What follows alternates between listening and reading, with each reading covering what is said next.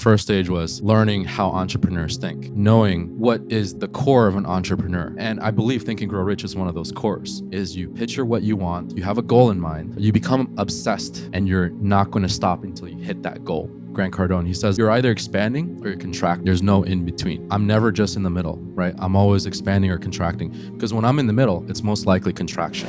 I'm an explorer. What shrooms has opened up for me is the consciousness of being interconnected. On psilocybin, there's more connections. There's connections that you've never thought about. Everyone's like shaking hands with each other. My brain is like my tool. It's like my weapon of choice, right? And it's kind of like it just hyperdrove my brain into like a new advanced technology. Has it made you more spiritual?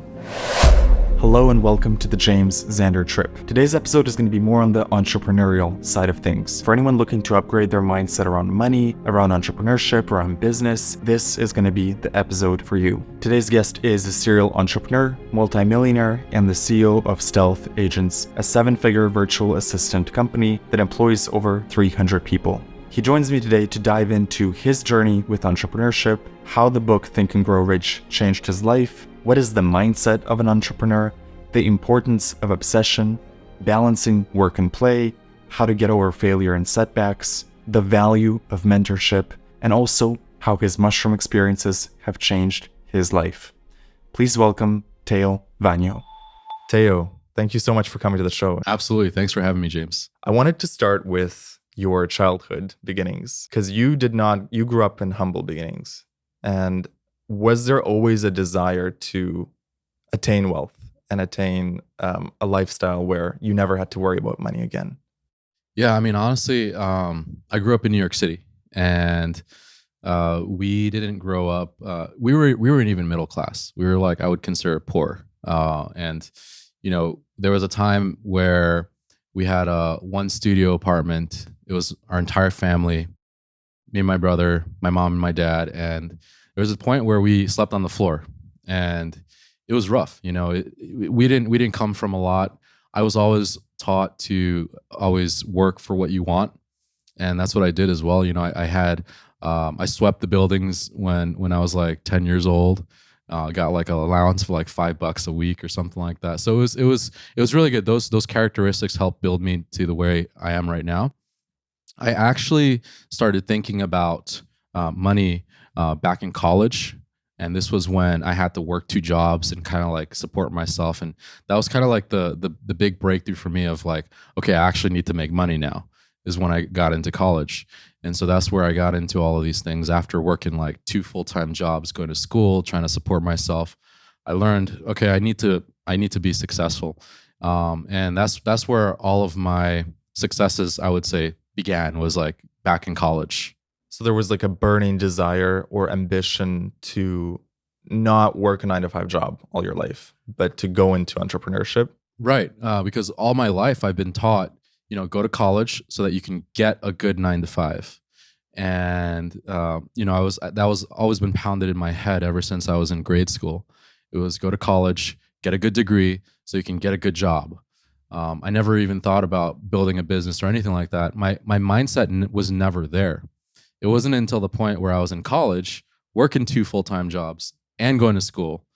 And then I was like, well, I need to make more money somehow. So this is where I went online, and I'm like, I'm really good at computers.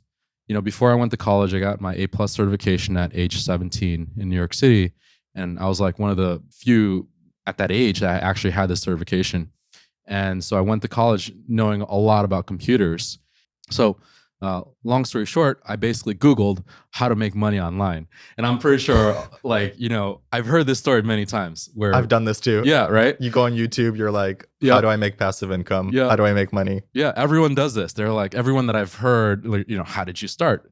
They've Googled something like make money online, or they probably clicked on an ad or whatever it may be, and they got it into this whole internet thing. So that's what I did. And I realized that when I was in college, I had built a blog, and this blog was reselling a software. And what had happened was I had marketed this blog to another blog that had a lot of traffic. And all of a sudden I'm like, okay, how do I make money with this? Initially, this was back when Facebook just started. So if you remember, you had to have a edu domain to get a Facebook account. And so that's what I did. I had an edu domain, and I was able to get into Facebook. You were like one of the OGs. Yeah. And the crazy thing is, Facebook had a marketplace back then. Yeah. So they had a marketplace specifically for your college. And so that's what I did. Initially, I had this blog.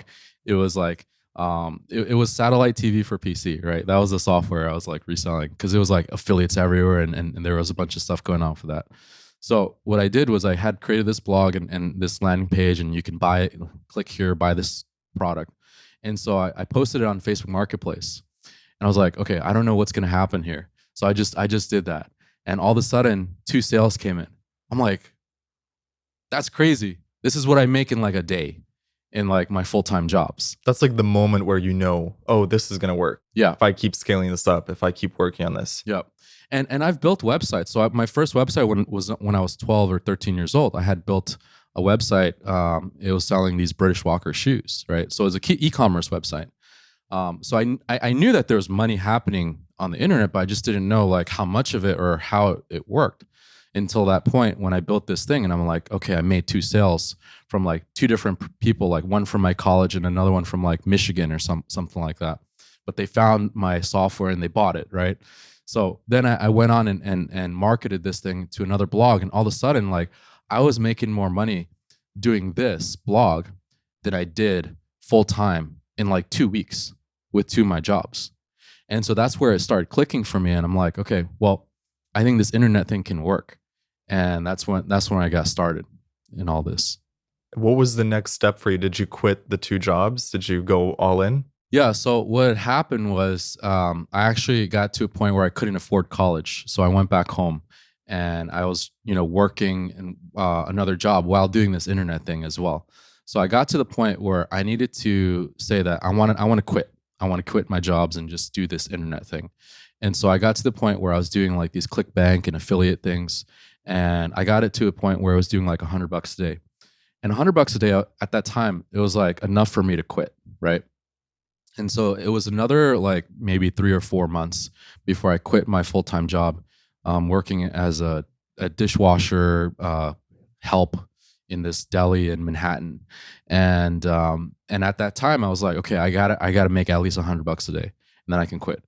And I did. So I got it to the point where it was $100 a day, and I finally quit my job. And I was like, the first morning that I woke up, it was like, crap, like, what am I going to do now? How do I make another $100 a day? Like, you're on your own. I'm on my own. There's no net. That was the scariest part, actually. The scariest part was that first morning when I woke up at 6 a.m., went downstairs to the kitchen, opened up my laptop, and I was like, crap, I don't have a job. It's all like, I've got a car to pay. That was the point where I was like, that there's like different levels to my success, right? And the first was realization that it could work. The second part of that was actually getting it to work. So getting it to stability. So realization to validation. So I had to validate that whatever I was doing works, and it would continue to work. And then the next step to that is leveling up your mindset or your brain, because there was still something preventing me from moving forward. And that something was not knowing enough about how entrepreneurs think. And that was like, I know how to make money. That's great. But I didn't know how entrepreneurs think.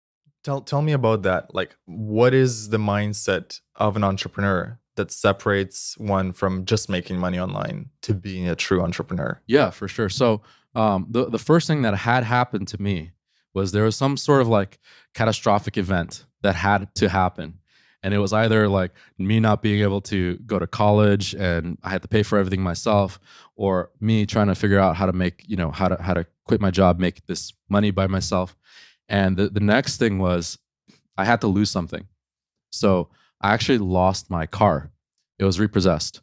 And it was at a time during Christmas. And I was like, and this was during the time I was trying to figure things out and trying to make the internet thing work. So the business was not going super well. The $100 a day kind of stopped working at that point, or it did well up to a certain point, right? And this is what happens, and I've seen in every type of business, is that it does well to a certain point. There's always an end to it, unless you see you're in a market that's not going to end. Or you innovate. Or you innovate, exactly. So in this point, I knew that it was going to end. So it ended. And when it did end, I was like, what do I do now? Crap. Crap again. So it's that crap, what do I do now? And at that point I had lost my car, right? Repossessed. I had $200 in my bank account. I was like, crap again. I was like, what do I do? And so I read this book, Think and Grow Rich. I don't know how I got to this book, but it just came into my life somehow. And I read this book, Think and Grow Rich. And Napoleon Hill had this philosophy where you would think about something and it's a physical object and it has to be something physical or something that you really want. In this case, it was a new car. And at the point, I had friends who actually laughed at me because like, you lost your car, must suck to suck. And then if I felt like it was like I was at the bottom of the totem pole, right? And it felt like terrible. And at that point, I got into like a period of depression and all that. And so I wanted to get out of that. So I had read this book, Think and Grow Rich. And that's the part where it's really tough, because when you're in a period of depression and you end up like, you don't know how to get out, that's a tough period. But I found this book. So I read this book and Napoleon Hill said, think about this one thing that you want. And I said, okay, I want a BMW. I'm like, all right, I want this BMW. I know exactly what type of car I want. I really want this 3 Series. And so at the time, the 3 Series was like, a used 3 Series back in the days was like maybe like 6,000 or 7,000, right? And I saw this one car that I wanted on Craigslist. And what I did, Napoleon Hill said this. He said to broadcast whatever you want into the universe so that people would know, or you would know for yourself. And I told everyone about it. I'm like, all right, watch. In about 2 weeks' time, I'm going to buy this BMW. And I'm going to do it, and just watch me. And so they laughed at me, right? They're like, I don't think you're going to do it. I'm going to see you at the bus station. So they laughed at me. And so I was so like, I was so ambitious that I wanted to do this. Their doubts did not affect your vibe. It actually empowered me. It like fueled me. I was like, now I need to do this. Like, I need to show the world that I can actually do this, right? And so what I did was exactly what Napoleon Hill said. He said, picture this car in front of you. Close your eyes, feel it like you're behind the wheel. And I was looking at the Craigslist ad and I saw the BMW logo, and I was like, okay, one day I'm gonna like caress this logo with my thumb, and I'm gonna be behind this wheel, and I'm gonna have this car, right? And so that's what I did. I found a product, and I did exactly what I did back in college. I found a product that I resold, and it was a digital service, and it was creating blogs. It was these SEO blogs, right? And so that's what I did. I had resold these blogs, and come to think of it, like people actually wanted these blogs. It was a hot item back in the days. And so in 2 weeks' time, I had sold enough. I had sold $14,000 worth of these blogs in 2 weeks' time, and I've never had that much money in my life. I'm like, I've never had past 10 grand in my life, right? At that point, and I couldn't believe it. So I took out the cash. And it was like the most money I've ever held. I went to like the bank in Chinatown, Manhattan, because I was the only Wells Fargo that they had an ATM or a bank, and took out the money. All of it in cash. All of it in cash, like 6,000 or 7,000. I went to the dealership and bought the car in cash in Queens, right? Queens, New York. Took the train, and I was so worried because I had this stack of cash in my back pocket, and I've never had this much cash in my life before.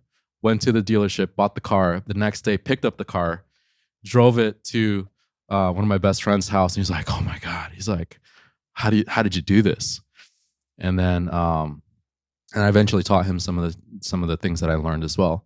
But that's the first stage, right? The first stage was learning how entrepreneurs think, and I think that's one of the most important stages, is knowing what is the core of an entrepreneur. And I believe Think and Grow Rich is one of those cores.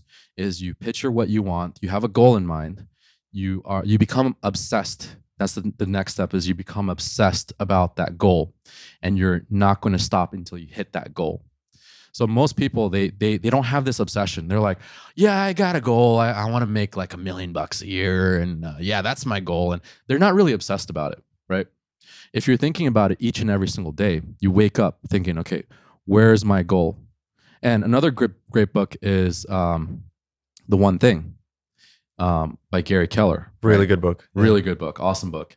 And so that kind of like flows into Think and Grow Rich, because in The One Thing he talks about how your goals have to be exactly like an obsession. Like you're looking at it as, what am I doing in the very second that's going to reach my 1 minute goal? What am I doing in the 1 minute that's going to reach my 1 hour goal? What am I doing in the 1 hour that's going to reach my 1 day goal? What am I doing in the 1 day that's going to reach my 1 week goal, to my 1 month, to my 1 year, to my 5 year goal?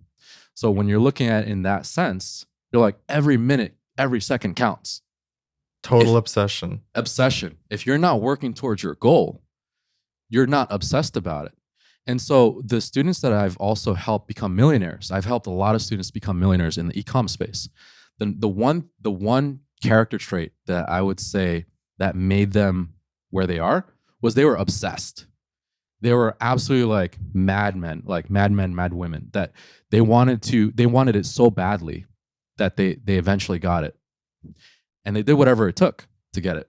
Part of that is that hunger too. Yes. You've got to have the hunger and the drive. And I guess that comes from combining desire with obsession. Absolutely. So, I'll give you an example. One of my students, his name is Anthony, and when he came to me, he was living in a $200 apartment in the Bronx, and one of the things that he absolutely wanted, he had a vision board, was he wanted this Mercedes, this AMG car. And he wanted that, and he wanted a nice luxury apartment, right? So him and his wife, they can live there. And so he became obsessed every single day, working on his e-com store, every single day finding new products, every single day watching trainings, every single day learning, like for a whole like week or 2 weeks. And then he finally broke through, made his first $100 a day in e-com, and then started more than that, and then made his first $1 million month in e-commerce, selling these this product is like a coat, right? And so he sold that product, and he finally bought his dream car. And so he comes to me and he's like, dude, it's because of what you taught me. It's because of the obsession. It's because of the wanting to not just like make money, but also the desire to continually learn and self-learn and self-educate, because that's what you have to do nowadays. Making money is just not enough. Making money is just like a byproduct of what you have become already. So in my opinion, like, you have to become this new person in order to acquire this new thing. And if you're not going to become this new person, then it's never going to happen. You can make a lot of money, but you're not going to transform the way you do it or the way you level up. And that's what I've seen in business, is that there are different levels in business. With Think and Grow Rich, when you visualize that BMW, what do you think is happening that is changing your mind and your character for you to then be able to receive the ideas that will flow you to the result you want? So the biggest thing when I was thinking about that BMW is, Napoleon Hill also mentioned this. Think about the products and services you're going to render in order to receive that. So Jim Carrey did this when he first started acting. He wrote himself a check, right? And I think it was like, I don't know, like $10 million, I believe. $10 million, right? And so he wrote himself a check, and he said to himself, I'm writing this check for acting services rendered. So it's kind of like the same wording with Napoleon Hill. Think about the products and services you're going to render in order to receive XYZ. So first, it was my first car. Second, it was my first house. Third, it was my second house. Fourth, it was like a number in business, right? Which was like 8 figures in business. And then fourth is like, it's always like something like tangible. So you always have to have something tangible. Yes. Just having a number is tougher than having a physical object that you want to attain. In my opinion, I feel like it's a little bit harder when you have like a physical number. But if you have something tangible, like, okay, I want to get to X amount of employees, or I want to get to, when you're talking about an object, it's much easier, because I don't know, for some people it might be the other way around, right? Because if you just say, I want 100K, right, it's sort of hard to conceptualize. Like, you're not really holding it in cash. It's just a number in a bank account. you also maybe have no clue which services you're going to render to get it. Exactly. So Yeah. if someone wants to use the Think and Grow Rich principles, but they don't have any clue of how they're going to get which services they're going to provide, what would you say to them? So what I did was, I basically, you don't have to reinvent the wheel, right?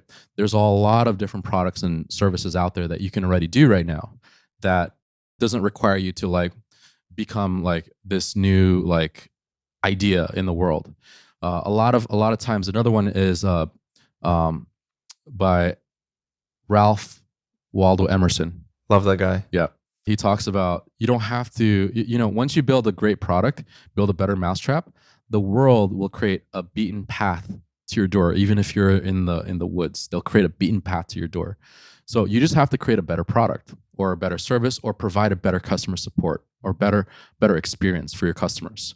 So whether you're selling SEO, whether you're selling, whether you're a consultant, whether you're selling e-commerce products, I think if you have a better product or a better presentation or whatever it is that makes you different from the world, that's where those are the products and services you can render and start from there.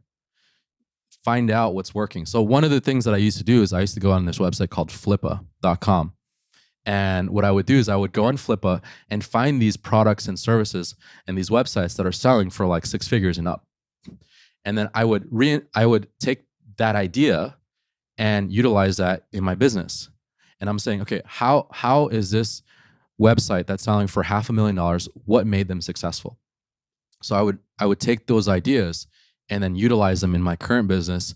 And that's what I've seen the most success is. You don't have to, reinvent the wheel. Just find something that's already working, that system that's already working, utilize that to your advantage and start from there. Then you're going to start to optimize from there for yourself. This reminds me of what a friend said once, was like, find out what works and do more of it. Exactly. A lot of people don't even spend time to figure out what is really working in their life. Right. Which habits, which products, for example, as in business, is like, if you can find out, okay, this is really giving me returns, I'm going to maximize all my energy on that. I'm going to double that. I'm going to triple that. Exactly. Sometimes I feel like, and this happens to everyone, there's that shiny object syndrome, right? You're chasing everything. Yep. You're chasing everything. But here's the thing. I've seen a lot of things. And the thing that you put your most focus on is the thing that'll work the most, obviously, right? So I've seen this happen too many times, even in myself, where, okay, I want to do SEO. Wait, I want to do e-commerce. Wait, I want to do consulting.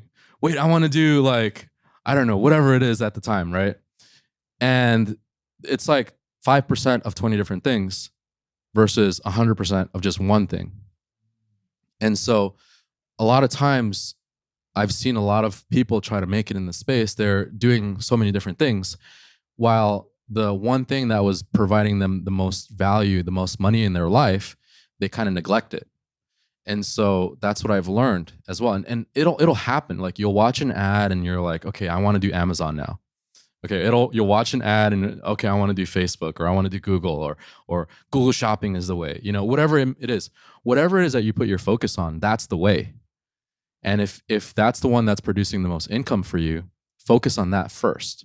Systemize it, let it run by itself so that you can. And the thing is, like, if you this is what I did with Stealth Agents, is that I got to the point where I let it run by itself, so I can step away and then focus on something else. Because if that thing is not automating, it's not working as you're sleeping, and it's not producing money for you as you're sleeping, then you want to make it so that it's producing money as you're sleeping. And then you can step away. If not, you can't step away, in my opinion. You just have to keep working on that. And that's how people get stuck maybe in one business, because they can never really step away. Or it's a cycle too, right? So what happens here is that, so you make money. So in this case, in the affiliate space, I had made a lot of money in the affiliate space. But the affiliate space is kind of like a cycle. You got to constantly find new products. You got to constantly launch. You got to constantly email. It's like you're doing it all over again. It's not really a system. It's more of like a job that you have to be there. If you're not there, it doesn't make money for you. If you can say that if I'm not there, it's going to make money for me, that's a system. That's a business that Warren Buffett would want to buy. It's something that you don't have to be there, but it's going to generate money for you. Versus something where, and in the Kiyosaki, the 4 quadrants, you go from employed to self-employed to investor to business owner to investor, right? And so when you're going from that stages, you're basically doing the exact same thing as if you were employed. You're just creating another job in that same cycle. So when you're, in this case, affiliate marketing, I was, unless it's systemized and automated and you can run it without being there, that was kind of like a job because I had to keep emailing. Like I knew how to write the copy. I knew how to do the webinars and all that stuff. And it was kind of like the same thing over and over again. And so your income stays the same year over year. But if you create a system, that's when you can level up to the next level, which is a business that you can step away from while it's making money for you as you sleep. Were there other lessons in Think and Grow Rich that you learned that have served you in your life? So the biggest part is in the very beginning of the book. Pretty much she sums it up to this book is going to change your life or it's not. And he talks about how if you read it, it could just be a whole bunch of text and words on a book. But if you actually apply the steps and strategies, it can change your life completely. So don't take it for granted. And I know I've seen a lot of billionaires, they also attribute their success to this book, like Barbara Corcoran, right? From Shark Tank, real estate mogul. They attribute a lot of their success to this book. And that's because they actually have taken action on it. That's the most important part. And I think that's like 99% of what a lot of the people out there are missing is that just do it. There's no way it's going to be perfect the first time. It's never going to be perfect. You just go out and do it. You do it enough times, you start to optimize it. And eventually it starts to become towards perfection. But what I've learned is that there's never an end. There's never a perfection. Like we're at a point right now in Stealth Agents, we're a little over 2 years from when we first started for clients, servicing clients. And I've learned there's never ever a perfection. There's always more to go. There's always more to improve. In the beginning of Think and Grow Rich, Napoleon Hill talks about this secret that you will find in the pages of the book, right, but he never specifies what it is. What do you think that is? So, in my opinion, I mean, he's interviewed pretty much like the billionaires of the time. Yeah. And he's found that they all share the common traits. I think the biggest secret to the book is improving your brain. And it's like continually working on learning. So, we come from a society where you have to go to school to learn. You have to take these courses, and yeah, that's great. But in my opinion, I think schooling is great if you're just going to regurgitate the content that you've learned, right? I don't remember what happened in 4th grade history class. I don't remember what happened at Columbus or, I don't remember any of that. But what I do remember is I remember how to learn. And so, in my opinion, learning is probably the secret in that book, is learning how to become successful, learning how to learn. And it never stops. It doesn't stop. And probably the smartest people and the most successful people that you know, they're constantly learning, right? Always. Are there habits that you have in your life day to day where you make sure you get your learning in? So one thing, when I first got started in the entire business, I used to like to business hack everything, right? The fastest way is to getting 1,000 visitors a day in your website. The fastest way is to 10 grand a day. The fastest way, so whatever it was.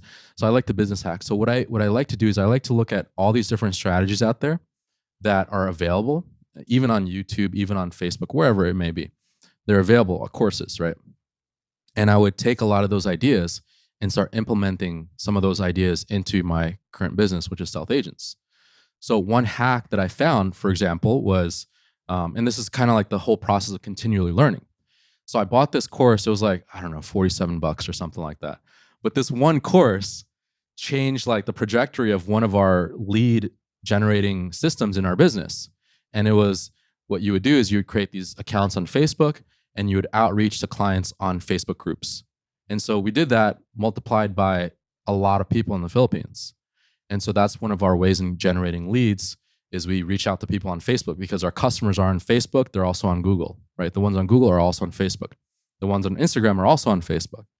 But we figured out a way where we can take a $47 course and turn it into a lead generating system, doing anywhere from like 200 to as high as 700 appointments per month for our sales teams. Did you ever go back to the course owner and tell him the story of how? I would, yeah. Yeah. Yeah, actually, I should, right? That would be dope. Yeah, I mean, it's this one course that I took, and it's by the guy named Blake Newbar, and he has this social media course. It was only like a $47 or something course. I forgot what it was, but from that one idea, I took away so much value from that, and the same thing from other courses, and that's kind of like the continual learning process, not just Facebook, but if we were to do like Google, or if we were to do like um, onboarding or sales systems and things like that.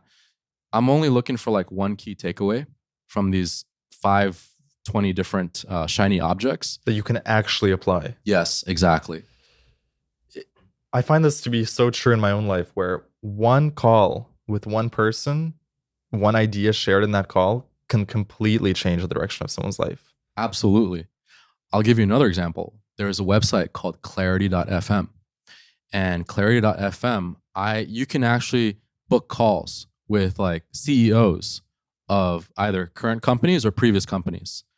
I booked a call with the CEO from a previous CEO of a competitor of ours called Zirtual, right?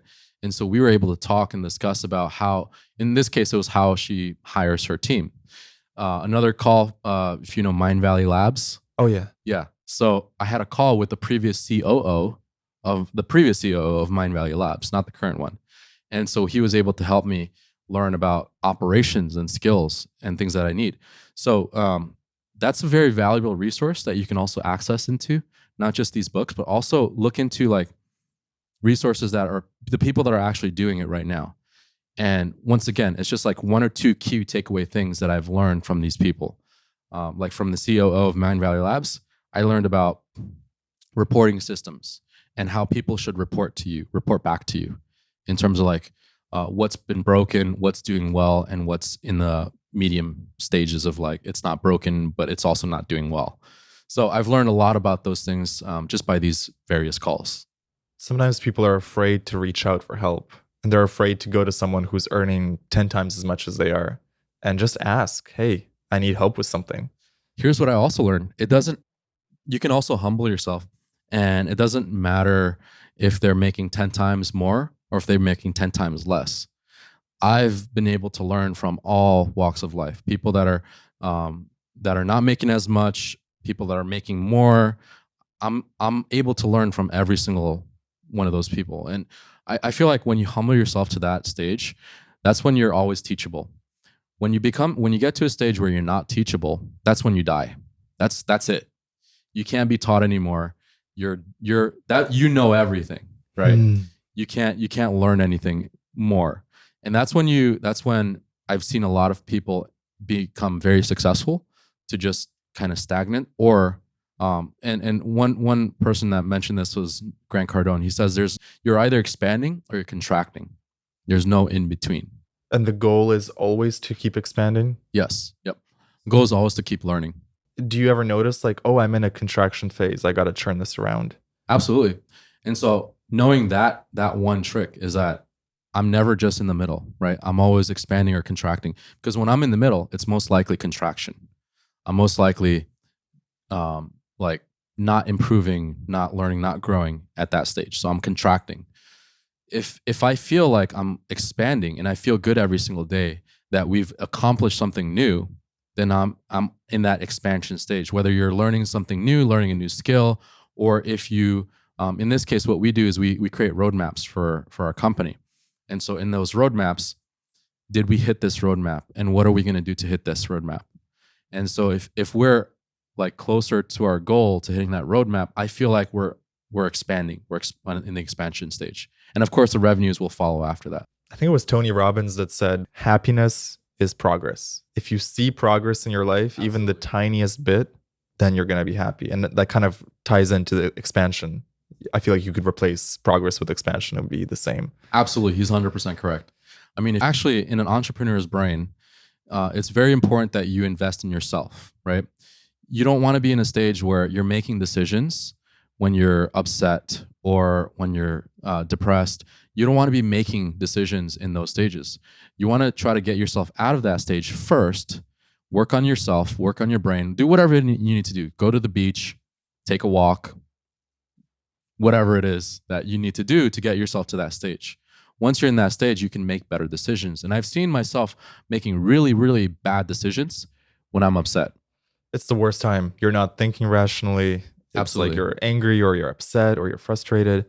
I think Oprah said this: when you're in that situation, be still and ask yourself, what is the next right move?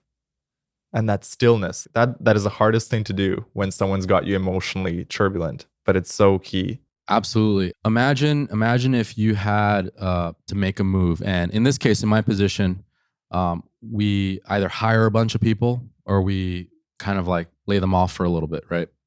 And so, you don't want to make a bad decision because that's going to affect someone else's life. That's going to affect someone else's livelihood. That they may have kids, they may have whatever it may be. And so I always, and this is always in my thought process, is when I make a decision, I want to make sure that it's going to benefit everyone else. In business, you get to a point where you have to be wise in those decisions. You can't just make decisions just because of Impulsiveness. impulsiveness and irrational, just thoughts that come up. You have to make decisions that is a strategic decision as well. So it's kind of like playing chess. And I sometimes, for me, I'll make a move, but it'll also benefit in a certain way, because let's say I need to lay off a whole bunch of people, right? I'll do something like that, but then I'll put them in another position where I can get them back in once we get to a certain stage, or once we get to like a certain level of sales or whatever it may be. So there's always that option, or we would reposition them somewhere else. So if someone, let's say someone is in a depressed state, they're not thinking rationally, maybe they're upset. Is there anything you recommend for them in order to reach another state where they can make smarter decisions for their life? What I like to do is I like to take trips.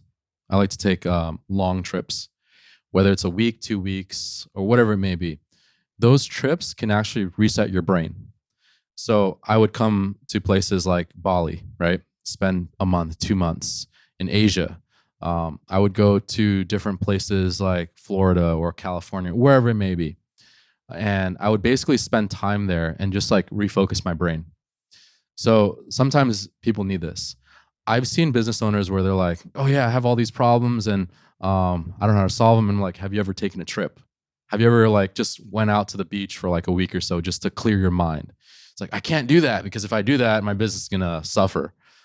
And I'm like, well, would you want it to suffer now for a long time? Or would you want to just have a short amount of suffering so that you can fix this for the future? And so that's what I do personally. I like to take trips. I like to enjoy and go different places. So take a vacation. Take a vacation. Take a breather. Take a breather. And when I first started, I didn't know how to do that. I was always, because you feel like you have to be in the thick of it all times. Yes, I always felt like, okay, well, there's this client right here. There's these customers that I have to always take care of, and I never had the ability before learning about systems and being able to step away. I never really had a business where I could step away for 2 months and not even think about it until the point where I found the systems and the processes in order to create that through management and things like that. Now I can actually do that and optimize.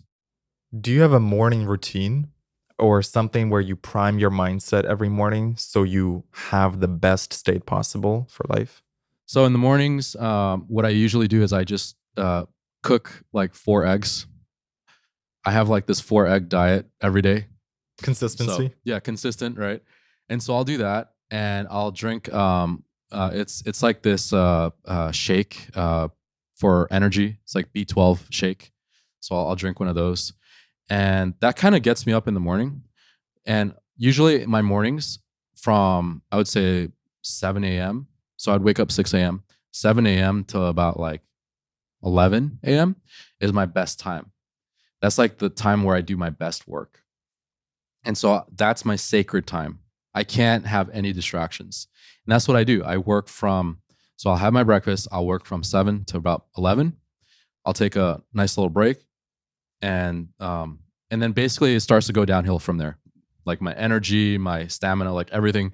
At 3 p.m., I'm like, I'm done. I'm like, I have no more energy, no more. I like to look at it as my business life. I have 4 boxes. If I'm filling up those boxes every day, either meetings or whatever it may be, I have like maybe 2 other boxes to fill for the rest of the day. And if by 3 p.m. all 4 boxes have been filled, my brain is already done, then I'll probably take a break for the rest of the day.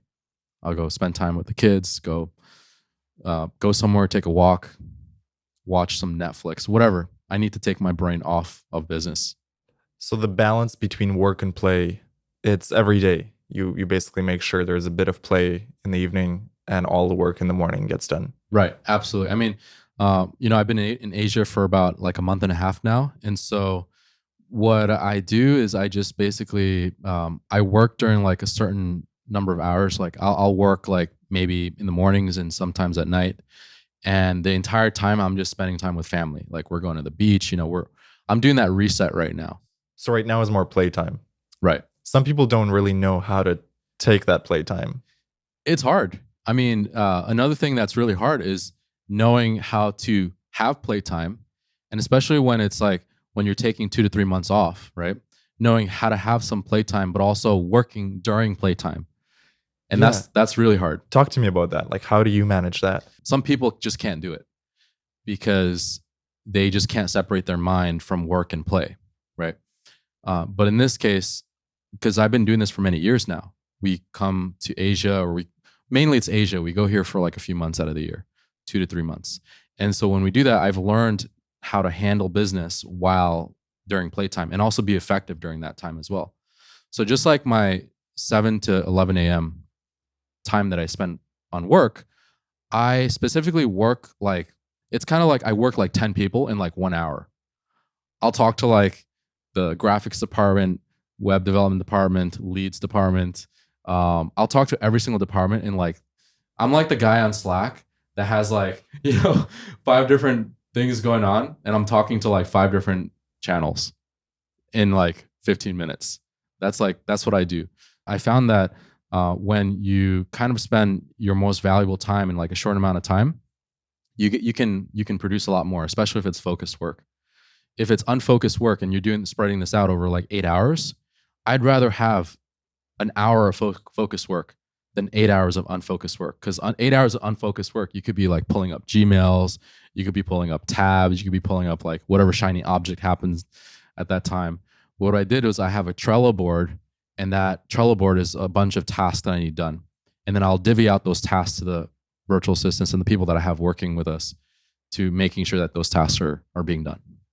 Tabs, they can be an addiction. Yep. Yeah. And I'm one of those guys that has like 30 tabs, right? I do that, but yeah, I got like a Chrome extension where it'll save all your tabs in like a bookmark list. Okay. Because I'll just have like 100 tabs open. I'll be like, I've got to focus, but I can't close them because I'm like, there might be something important there. There might be something. There never is, probably. Yeah. But I'll use this extension. I'll be like, I think it's called Session Buddy. Okay. And then you just click it. It saves every single tab in like a little list. And then you can close your windows. And interesting. It's good to go.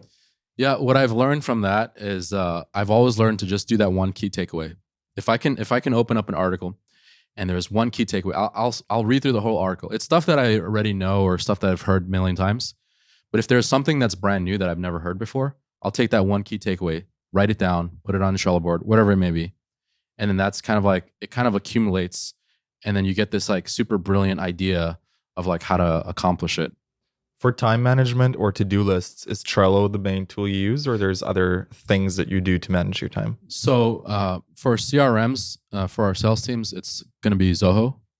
So that's pretty much time management there. For just tasks operational wise, it's going to be Trello. I'm kind of like looking into ClickUp and other platforms, but one thing about ClickUp is it can't integrate Google Sheets or something, Google Forms, which is kind of weird. But the other ones, like you still have to zap everything. But pretty much like Trello is my main go-to list. And we have everything in a Kanban style. So I'll have like operations, I'll have like graphic design, web development, leads and sales. And then basically at the end is like completed. And so I'll just drag everything over to completed. When do you do your thinking time where you like think about the broad picture of which goals you want to tackle this year, in the next 5 years, because that's separate from to-do tasks. Right. So that kind of happens spontaneously, like every day. Like I'll just be in a restaurant and I'm like, man, I got this great idea. Let me write it down. Most of the time it happens when my mind is clear. But if I'm with my kids and I'm focused on my kids, but if it's a time where I'm just in a restaurant, just kind of sitting there on my phone, then I'll think of like these great ideas and I'll start writing them down. You ever get this where you're like on a plane flight and that's the best time to Absolutely. think because there's nothing to do? Yep, absolutely. So showers are one of the best times for me. Like, I don't know, probably entrepreneurs watching this, they're probably like, yeah, showers, Like, I know one friend of mine, Justin, he has a notepad in his shower. Like, waterproof. Yeah, it's waterproof too. Showers are probably like it's like meditation time for me. The background noise, the shower, the water hitting the floor. It's just like it's kind of like meditation for me. So that's when I can clear my brain. And guys, I can like look at a blank wall and just like think of nothing. Like I could literally do that. I don't know, because my wife is like, how do you do that? How do you think of nothing? I'm like, I just do. I just look at a blank wall and I'll think of nothing. When I clear my mind in the shower, thoughts will come in, and these are like brilliant thoughts about how can I improve the business? How can I increase revenues? How can I decrease costs? Just like these thoughts will come in, and it's some of the most brilliant thoughts that I've ever had. I wonder if it's because we're relaxed and we're just sort of unguarded. And so the ideas can sort of flow into our mind. Like I find when I'm going to sleep, that can also be one of the times where it's like, oh shit, I got to pull out the notebook. It's like you're trying to fall asleep, but there's something downloading. You're like, I can't miss this insight. I got to write it down. There was one time where my thought, I don't know what happened, but like it was like 2 or 3 a.m. My thoughts, I woke up and I'm like, I just had an hour worth of notes. Yeah. I don't know what just happened. Like my brain just like went into like super hyperdrive. Those times are sacred. Yeah. To write it all down. And I did. I took out my phone, I wrote it all down, and basically it laid out the framework of how I ran the operations for Stealth Agents within that 2 a.m. thought. I think some people, they get ideas, but they sort of either ignore the intuition or they say, I'll do this later. But the timing is important, right? It's like when the idea is fresh, to dive into it, apply it right away. Absolutely. And it's even easier if you have a team that'll help you. It's harder when you're trying to do everything yourself, right? But when you have a good team, and this is why I always say invest in a good team, invest in good management, because that's how you're going to take your business to the next level. You can't do everything yourself. It's impossible. You can to a certain point, but that point stops as well. You're going to need a team. Like you're going to need, for you, for example, you're going to need videographers, audio engineer, right? You're going to need a team. Editor. Right. You can do it all yourself, but you kind of get burnt out. And also other people have their genius zone, right? And Absolutely. If their genius zone is editing and you give it to them, it'll be so much better. They'll be able to use their skills. Absolutely. Now, this advice would only apply after you're making money, right? Because the first thing that you have to do is you got to do everything yourself first. I did sales myself. I did operations myself. I did the web design myself. I did all those things myself. I had to get into the nitty gritty before I can actually systemize it. To know it inside out. Right. Because you're not going to know what to improve if you've never actually been in it. You're not in the factory floor. Elon Musk, he visits his factory floor. He goes and he watches his cars being made. He improves the production, and that's his best time is on the factory floor. It's not in his office. Yeah. So that's what I do. Is I make sure that I do everything myself first, get to the validation stage. The validation stage is it's making money, it's doing it consistently. Now it's time to scale. What are some common mistakes you see people make, financial mistakes, where they just don't know what they're doing maybe, or have not thought things through? I think the biggest thing is rushing into things too quickly. And the second thing is investing in things that you don't know. So what I tend to do is I like to dissect whatever I'm investing into and figure out, like, is Google ads a good thing? Is Facebook ads a good thing? And I'll start with a small budget. I'm not going to go heavy or anything like that. I'll start with a small budget. Another big thing is Overhead costs. Overhead costs, whether you're in the beginning stages or you're in the middle or the end or like the higher level stages, overhead costs can make or break a business.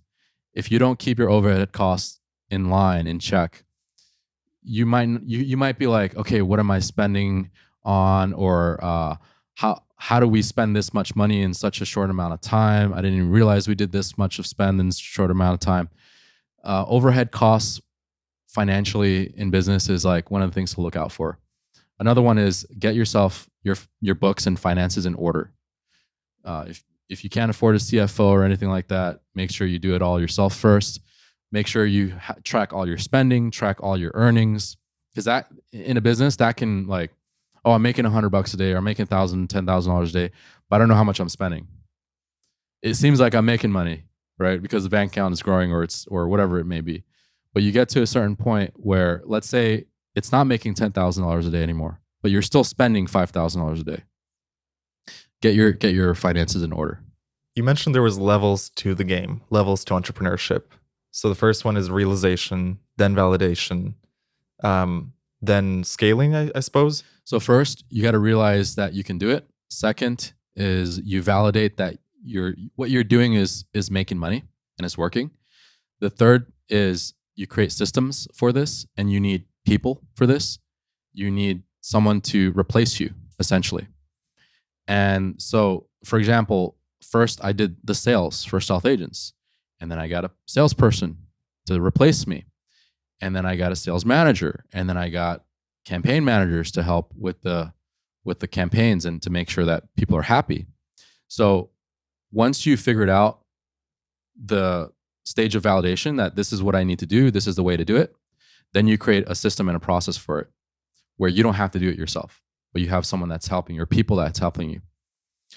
And it gets to a point where you need management for your management. So you need like directors for your managers.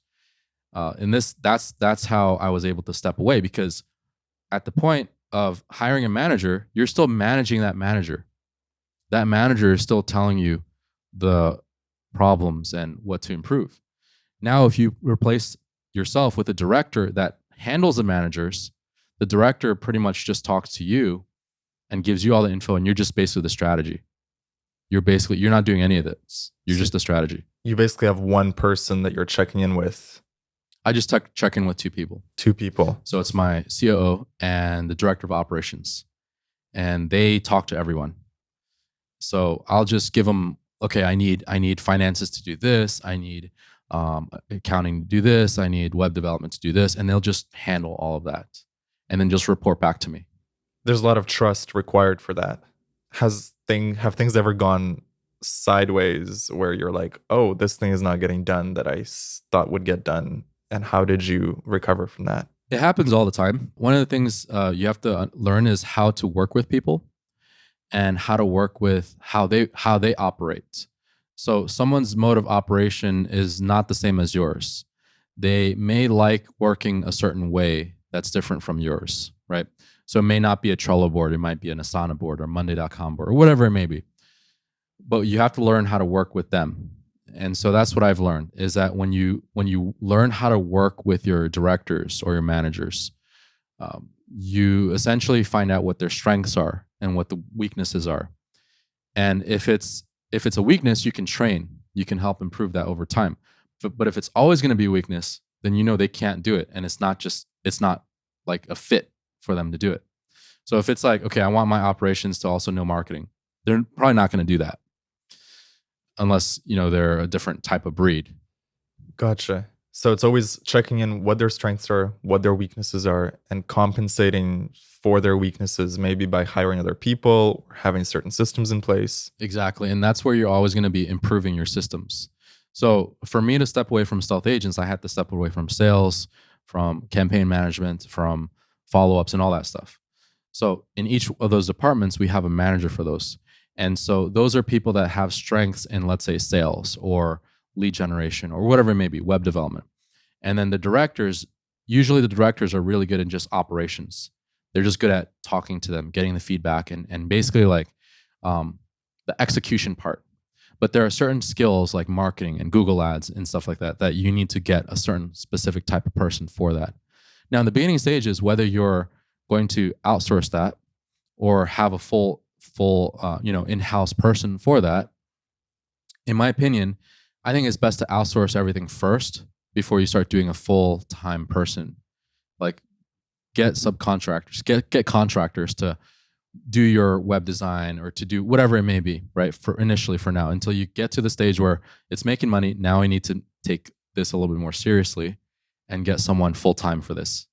Talk to me a little bit about abundance mindset, because it's one thing to have goals to earn money, but also to have a sense of gratitude and not get carried away with numbers.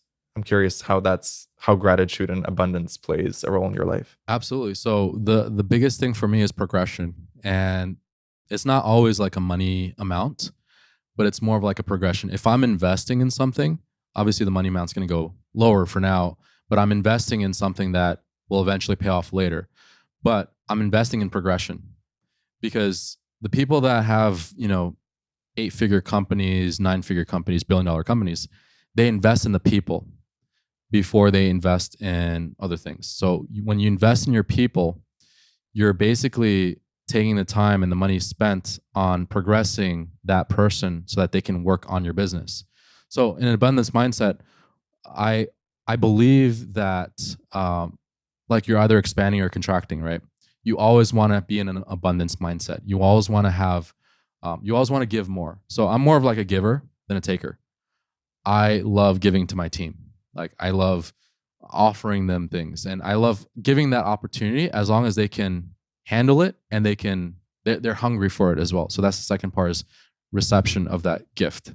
Wasn't there one time where you like bought a gym membership for every one of your employees so that their health was sort of looked after? Yeah, yeah. So we did that. This was prior to COVID. We had an office in Jersey, and we had a whole bunch of in-house employees there, and we took them out to the gym. Like I think it was like 9 or 10 a.m. somewhere around there, because when your brain is working, there's more blood flow to your brain, and just in your body in general. It just makes you feel better and make you smarter, right? Better decisions and just all that stuff. So that's what we did, and it did help out. Would you keep that system in place if you still had that office? If I had that office, I probably would have. I probably would have kept it. Because now you've gone all virtual. Yeah, it's all virtual now. Has there been any hiccups in that process, or has it been overall a great sort of transition? So for me, I have this thing called this. It's funny because my company's name is called Stealth Agents, but I also bought this thing called Stealth Board, and you can look it up. It's on Google, Stealth Board. It's one of the best inventions in my opinion for like office workouts. And what it is it basically works out your core, and you're playing a game as you're working out your core. So you're tricking your brain to basically working out, because you're actually playing a game. Mm-hmm. So I love this thing. Every 15 minutes or like I'll work on it like for about 10 to 15 minutes, and then I'll get back on my computer and I'll feel super refreshed. Are you gonna get a stealth board for every one of your employees? I would. I mean, if they would use it, if it helps, yeah. If it helps, yeah. But yeah, I've gotten one for myself, and it's one of the best things that I use in my office. When you talk to billionaires, right? Because you've hung out with a few billionaires, what do they do differently from a millionaire mindset? There's not a lot. The biggest difference is that they have systems as well. They don't do anything like themselves. They have exactly like kind of like what I'm mentioning with these systems, is that they have hiring people, they hiring staff, they have hiring managers, they've got sales teams, they got all the exact same things. So what I've realized is that a lot of the companies that are scaled up, they first work on these systems, they manage and hire the right people, and from there, they basically improve their sales over time with utilizing these systems. It's just a method of scaling in time, because scaling is also time as well. You have to be able to be in the market for quite a while and also gain that market share in order to get your business to where you want it to be. So millionaire, billionaire, it's sort of the same mindset but different scales, would you say? So I would say the billionaires are the ones that are not in their business. They don't have to be in their business. The business is growing by themselves. Mm. The millionaires are the ones that, depending on which levels of millionaires, right? You have the levels of millionaires that they're constantly always working on their business. Like they have to be there or otherwise it dies. And then you have the other levels of millionaires where they don't have to be there, but they're still improving it and optimizing it. And then you have the billionaires, which is like a totally different level. And it's basically just multiplying what that one millionaire with the system has 10, 20, 100 times. Okay, so it's like, I don't know, imagining restaurants everywhere where you optimized one of them, now you have a franchise and you're just expanding. Right. The problem you come into is logistics because you can't hire the same hiring manager.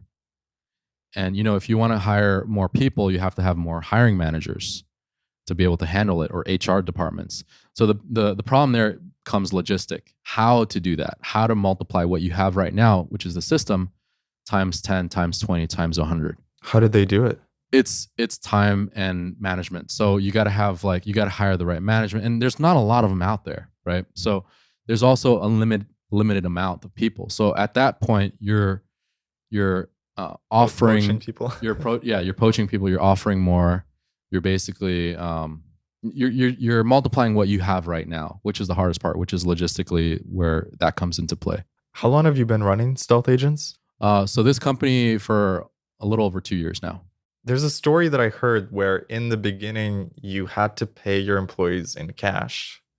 Yeah, And so that because they didn't have bank accounts in the Philippines, and that I'd love to hear this story from you. yeah, so it's actually quite fun. It's kind of like so one time I was actually in my office down there, and this was before this system called Gcash came out, but everyone was paid like I had a bag of cash. Like it's like these 2 bags of cash are like they're pretty heavy too. And that's how we would pay people. We would pay them every week with literally like stacks and stacks of cash. I have pictures. So you go to the bank and you're like, Yep. I need to withdraw this much cash. In that case, we would go to like a remittance place, and remittance is how we take money from the U.S. and bring it over to like overseas, to like the Philippines, for example. And so this remittance place, we could withdraw like, thousands, tens of thousands of dollars at a time, and that's basically where you would go. You'd go to this place. You'd have your ID and everything, and Did you need a bodyguard or something when you're transporting that much cash? well, or? they didn't know what was in the bag. Right. It was just a brown paper bag, right? Sometimes it would be a duffel bag, but It sounds so sketchy, but also so funny. But that's how we paid people, right? And because a lot of them down south, they didn't even have bank accounts, so we would have to distribute money with cash, and so that's kind of how we did it. We just, my manager would just go to the bank, pick up the cash, and distribute it to our team. One of the things about you that I like is that you have a purpose-driven mission. So it's not just about becoming to get more millions or become a billionaire, that there's a purpose behind it. Do you want to talk about that a little bit? Absolutely. So it's more than just the money part, because if you're just focused on the money part, and there's no purpose behind it, you're just gonna be. It's not like a fulfilling mission, right? I've made lots of money before, and it didn't make me happy. What it did was just gave me more money in my bank account. It wasn't like an increase in happiness. What did make me happy was the progression that we were doing. So in Stealth Agents, one of our missions is to provide jobs and to empower the people that we have in our company, and also for a culture of growth. So they're not always pigeonholed in the same job. They're not always doing the same things. They could grow if they want to, if they learn new skills, if they learn management, if they, because we're always looking for more managers. So that's kind of like our mission is growth. And seeing, and one of my favorite things to do as an entrepreneur is helping someone grow. Like, for example, helping my student Anthony do 7 figures in his e-com store. That made me feel great, because he was able to provide for his family. He's able to do all these things. If you can help one person do that and multiply those efforts over multiple magnitude of people, That's what makes me happy, is seeing the growth, seeing that when we took out our managers to this 8-bedroom villa in Boracay overseeing the ocean, and they've never ever experienced something like that. And it's something like that takes them from like their regular day-to-day life, and they've like, this is something new that I can do. I love seeing that. I love seeing people seeing that they can grow with us. And that's kind of like our core mission, is growth. What is your mission for? You said you have to have like a 5-year mission, 10-year mission. Do you have that in your life, and how does that work for you? Absolutely. So the 5-year mission is for us to take Stealth Agents into becoming one of the top BPOs and virtual assistant companies in the world. So that's what we want to do. And then we have a 1-year mission as well. And we have basically like steps in doing that, revenue goals and things like that. Another thing is when you hire like managers and directors and people that are on the top of your list, you also want to create a 5-year goal for them as well. What you want to do is you want to create a 5-year. You want to basically break down and reverse engineer it of what type of skills that they need to learn within those 5 years to get to the goal that you have right now.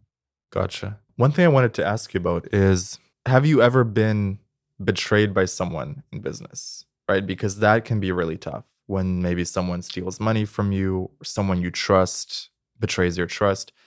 Um, how do you get over that? How do you not lose faith in humanity and not let it get you down? Yeah, I mean, the biggest one was my main manager in the Philippines, and we had a 3-story building, and there was a lot of people there, so a lot of money was moving. And one thing that I didn't learn this until later on, was that, I mean, it was just so much like backstabbing. It was like, at first she was Bitcoin mining using our electricity in the old office and the new office. Secondly, I had bought like almost like 20 computers. We ended up with just one. Third, it was straight up like money embezzlement, right? And then also employees didn't get their pay and things like that. And I didn't know about that until later. It was a lot. But uh, yeah, I did feel betrayed, because she was what I did. I hired her. I rehired her 3 times in the previous years. The first time was, she was like, "Oh well, I felt bad for her, because she was like, I need to provide for my kids, blah blah blah." So wait, you fired her one time. Yep, because of these issues. because of prior issues. Not stealing, but something else. It was something else. The second time was stealing, and the third time was like the big stealing. See, this is interesting to me, right? Because you've like the second time, you already know that she has stolen money, and yet you give her a third chance. I give her a second shot, because and back then I was also a lot nicer. Tell me about that. So you fire her once, you bring her back, because I guess she kind of pulls on your heartstrings a little bit. Yeah, and basically I just rehired her, and some similar thing happens, and the second time similar thing happens, but the third time it was like, okay, this is your last shot. Like, I can't be like giving you another shot after this. And ended up happening the same way, but we were a lot bigger scale at the So it's time. like you get hurt even more. Even more, yeah. A lot more money was involved, all that stuff. But I had replaced her with another manager. But I also come to realize that I've also learned a lot about hiring managers as well. Not everyone's a manager. You need to, you can't turn an employee into a manager most of the time. That's what my thoughts were before, was turning employees into managers. But that didn't happen exactly the way I wanted it to. Was there something you did after you found out she was stealing money? How was your level of trust with other people after that? Well, it was definitely very cautious. I'm more cautious.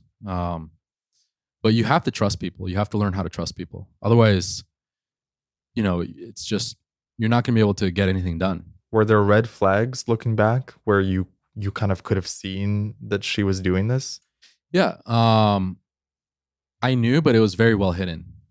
You knew on some level. Well, I knew something was up, but it was like I didn't know how to find it. Huh. Like your gut I told was you like, something's up. something is up here, but I didn't know what it was. Everything seemed fine because we were making lots of money and we were fine and everything was good, right? Yeah.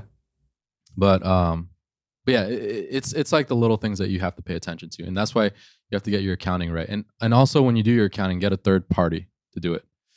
Don't have in-house accounting with the same management team that they know each other and all that stuff. Get a third party. How do you deal with failure and setbacks? There's always going to be failures, and failures are the best teachers. The successes are you can't really win. You can't really learn a lot from success. You could just learn, okay, I did this. It feels great. But when you fail, that's when you learn not to do that again. And if you do it again, that's on you, right? But if you keep doing it the same way, it's kind of like the same story with like, Rehiring her, giving her a third chance. Yeah, I failed 2-3 times, and after the third time, I had systems in place now for what she did. It's quite hard to embezzle money now because of this whole system, and it's having third party, because the entire team was basically, that was like everyone knew each other, everyone knew what was going on, except for me.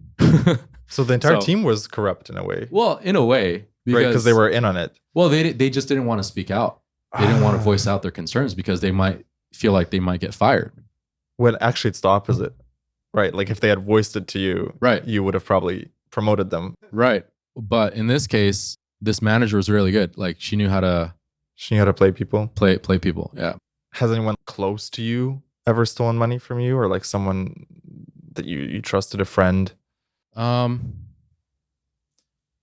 A few times. Yeah, I'm only asking because like it just I know these stories happen a lot with when people get money. Yeah. Somehow the universe brings us, I guess, their gifts in a way. These painful experiences where people you trust, people you're close to, end up wounding you. Yeah, it's happened. But essentially, like when you come to money, I don't really want to let anyone know anything. Like I kind of like try to stay to myself, keep to myself. Stealthy. Yeah. It doesn't matter. Like I don't wear Rolexes or buy fancy cars, whatever. Like it doesn't matter for me. Like, so most people close to you are not even aware of. Most of them aren't even aware. And the people that I'm close with are mainly business acquaintances. I have like one real friend that I don't even talk business about, and we hang out. I don't keep a lot of like, and the thing is, like, I've separated like a lot of my friends group, because if they're not it's good to have friends, but in my opinion, like I like friends that can provide value and that I can grow and learn from, versus friends that I just go to Applebee's with and just like kick it. Like I don't want to, because right now time is a very valuable asset. Either I'm with my kids or with friends, and I'd rather be with my kids. So I'm spending more time with my family than I am with friends. And so that's why I don't really have a big group of friends that I hang around with and things like that. This is really important to talk about, because a lot of people who they want to get wealthy, but they're hanging around people that are not helping them grow. And they don't realize you have to be around, like, the people close to you end up affecting you. Absolutely. And you have to be careful too, because people will get jealous. Even your closest friends, they'll think that, oh, Teo's better than us, and whatever it may be. Have you had to deal with that? Not really, because I don't really associate myself with a lot of too many friends that I just hang out with, right? It's mainly like business acquaintances that I really hang out with, and then my family. And I have had times where that's happened before, and you just have to be very careful with who you surround yourself with. I've actually upgraded, like, the same people that I hung out in high school are not the same people that I hang out now. Mm-hmm. It's a lot different. For sure, yeah. I mean, the people that I hang out around now are like people like you, right? And like other business owners and people that either travel the world and also have the similar goals and ideas that I want to have for my family. And it's surrounding yourself with those type of people. So Jim Rohn said it best: you surround yourself with the top 5 people that you want to be, and essentially you're going to end up becoming like them. So if the top 5 people are 100 millionaires, what do you think is going to happen to you? You're either going to be a millionaire or eventually, like, be as successful as they are.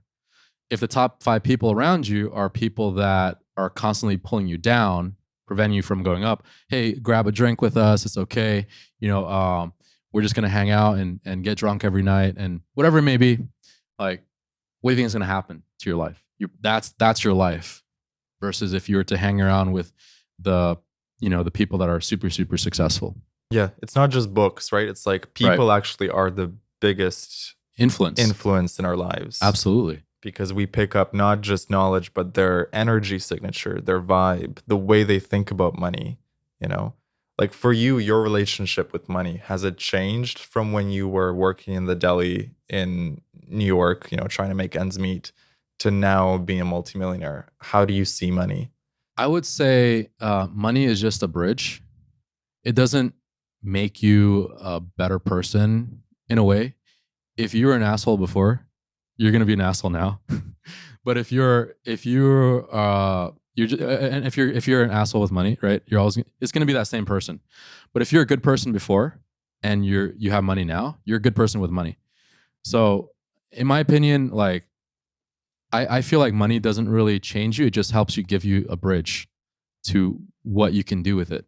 You can provide for your family. You could buy what you want. You could go travel where you want.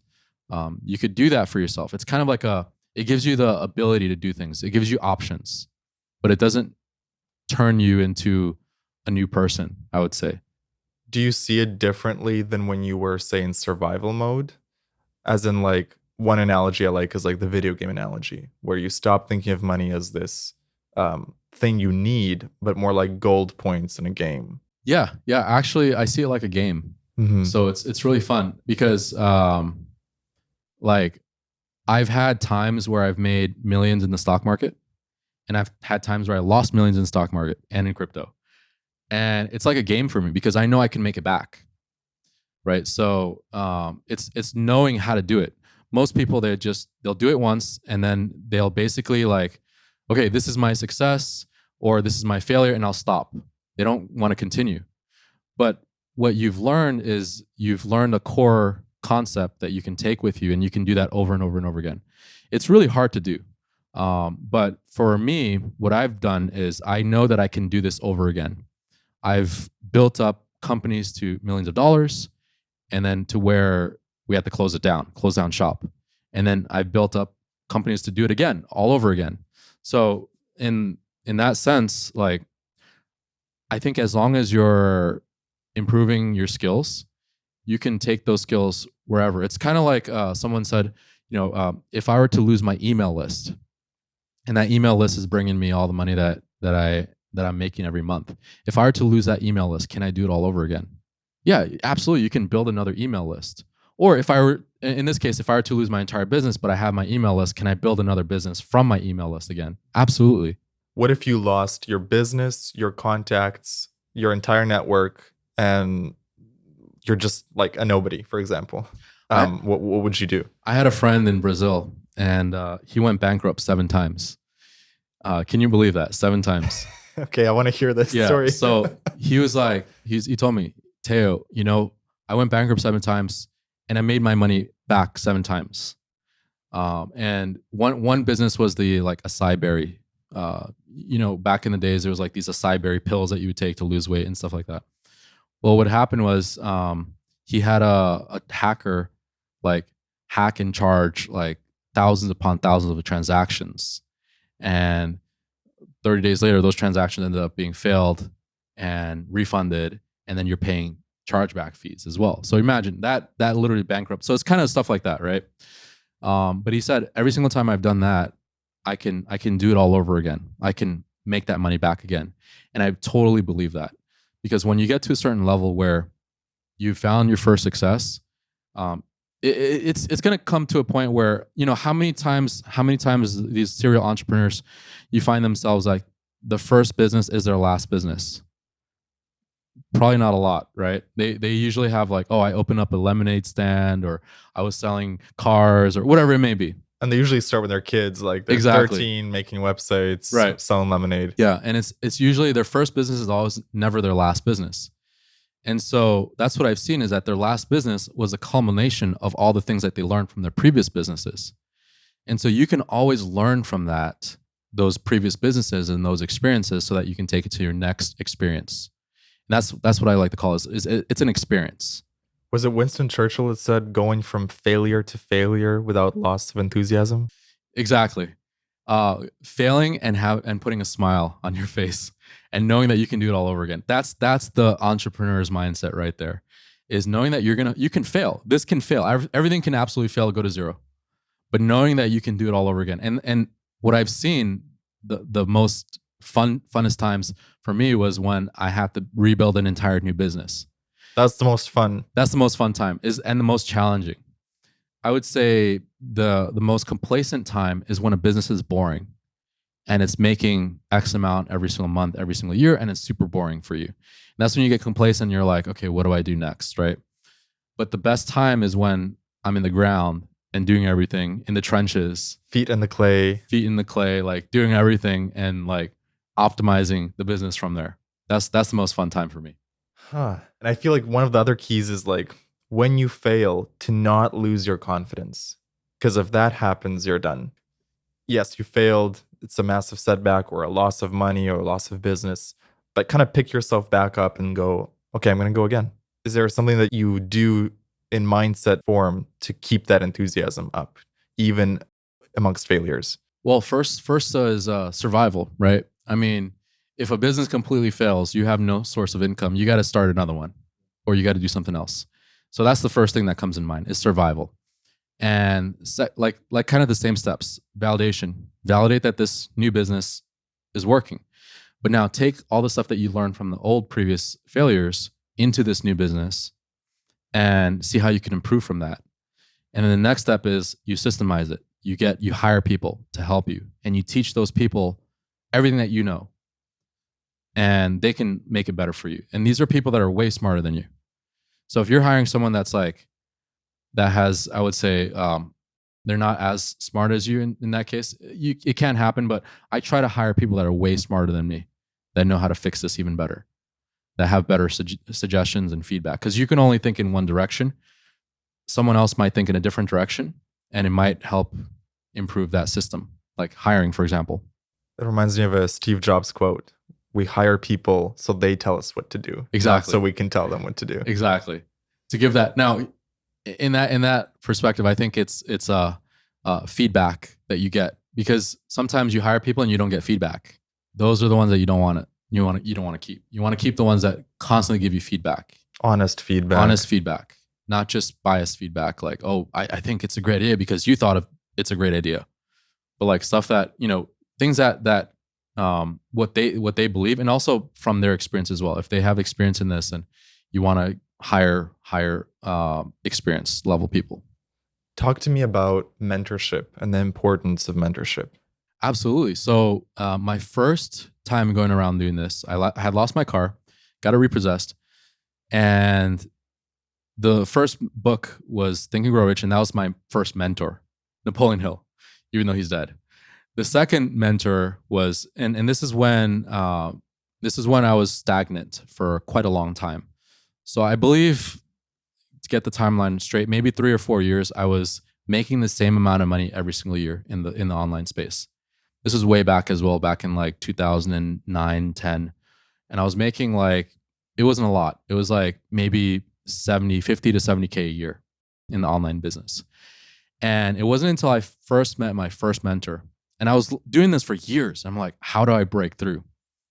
And then I met my first mentor. His name is Mike. And Mike showed me how to break through. That same year, I'd done over 300K with Mike. So from 70K, 50K a year for the past 4 or 5 years, 3 or 4 years, somewhere around there. Met Mike that same year, did over 300K. The next mentor was the year after, was Ricky. And so I had met Ricky, and then from that point on, I was able to break over $1 million in the same year. So from 70K to 300 to over $1 million the next year. And then the next mentor was this new setup that this new e-commerce coaching platform that we had, which did over 8 figures. And I was able to take those systems and now put it into Stealth Agents, which is the focus work that I'm doing right now. Do you have a mentor now? I would say the mentors now are like, I don't have one specific person, but what I do is I go to a Vistage group, and it's this company out in the States. I'm not sure if they have it out in different parts of the world, but Vistage is kind of like an entrepreneurs group where these are people that have higher level businesses. And this is also a community of like multi-million-dollar businesses that you can just tap into the network, connect with, and ask questions. And so we have a meeting once a month, face-to-face meeting. And that's kind of like my mentorship right now, is the Vistage group. Because there's like, you do level up your mentors as well, right? Because there's a time where your mentors already taught you everything. And then you got to go to the next mentor. So I'm always looking for like where I want to be and who's teaching it. Who do you admire? Which entrepreneurs are sort of like your idols or people that you look up to? So I may get some heat about this, but I like Grant Cardone. I've met him once. He's an awesome guy. He's got so much energy. I wish to meet him again. That's what I love about him. There's this book he wrote, Obsession, Be Obsessed, or Be Average. Yep. And when you read that book, you literally become obsessed because you're taking in his energy. Yeah. I mean, you're either contracting or expanding, right? There's no middle ground. And that's the reason why I love Grant, is that he's got the right mindset to win. And I'm looking for the people that have the right mindset to win, not just the complacent, stagnant. I love hearing what Grant has to say. He's always got to win something new. He's always got to do something bigger. It's a progression level, and it's not about the money at that point. I don't think for him, because you could live comfortably with a few $1 million a year, right? But he's going for the billions, and it's not about the money anymore. It's about the progression, and that's what I love about him. Did you learn anything from him when you met him in person? So I met him in person at the time. I think he was worth around like 300 million, and or 30 million. I forgot. But basically, I watch his videos, and I learn how he sets his mind and to win. That's the main thing for me, is you got to always be obsessed. You got to and building systems, building sales teams as well. That's a huge thing for what we do as well. We're focused on sales. We're focused on customer satisfaction, deliverables. And those are some of the things that we do. But yeah, I just like the way he approaches life. It's like a winner's mindset. Winner's mindset, absolutely. How can someone emulate that winner's mindset? I would say the fastest shortcut way is to just listen to people that you want to be, the levels that they are right now. So if Grant's kind of like the level that I want to be, I'm going to listen to him. That's really the fastest way to do that. What is the story of you meeting Arnold Schwarzenegger? Yeah, so that was kind of cool. I was at Arnold Schwarzenegger's house in California, and I went to a mastermind. Initially, I went to a mastermind in Wisconsin. This guy named Jason Horning, and cool dude, awesome guy. He does really good in Facebook. Like, that's his focus, right? So I wanted to learn more about Facebook ads. So I went to his event, and I met a guy there, and his name is Goran, and he's a good friend of mine. So Goran runs and hosts like celebrities in Australia, like Arnold Schwarzenegger. So he runs Arnold Australia, something like that. You can look it up. Arnold's Empire. Yeah, I don't know. It's like when Arnold goes to Australia and like talks to people. So he runs that whole thing, right? And so he's really good friends with Arnold. And so Goran, he invited me. He's like, "Hey Teo, you want to go to this Arnold Schwarzenegger's house?" I'm like, "All right, cool. Yeah, let's do it." He's like, "How much?" I was like, "How much?" He's like, "Well, you got to just donate to his cause, which is 15 grand." And it was his, it's a great cause. It's a after school program. I was an after school kid myself in New York, right? So it's an after school program. So I went over and I donated, and then I flew over to LA, went to his house.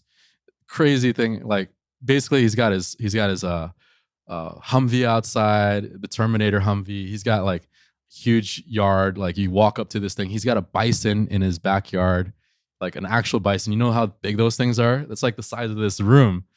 So met a few other celebrities as well, like Jason Statham.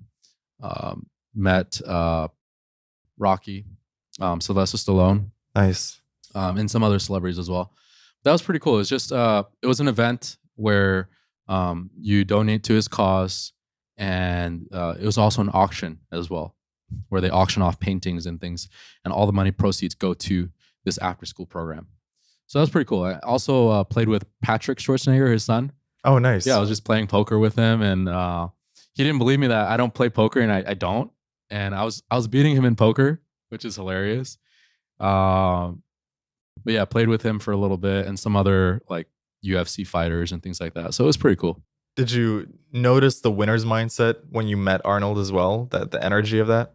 Absolutely. He surrounds himself with the right people. I mean, Mhm. of course, he's a celebrity and he used to be a governor, but he surrounds himself with the right people, and paying that 15,000 to being in that space, not was not for the connections or anything like that.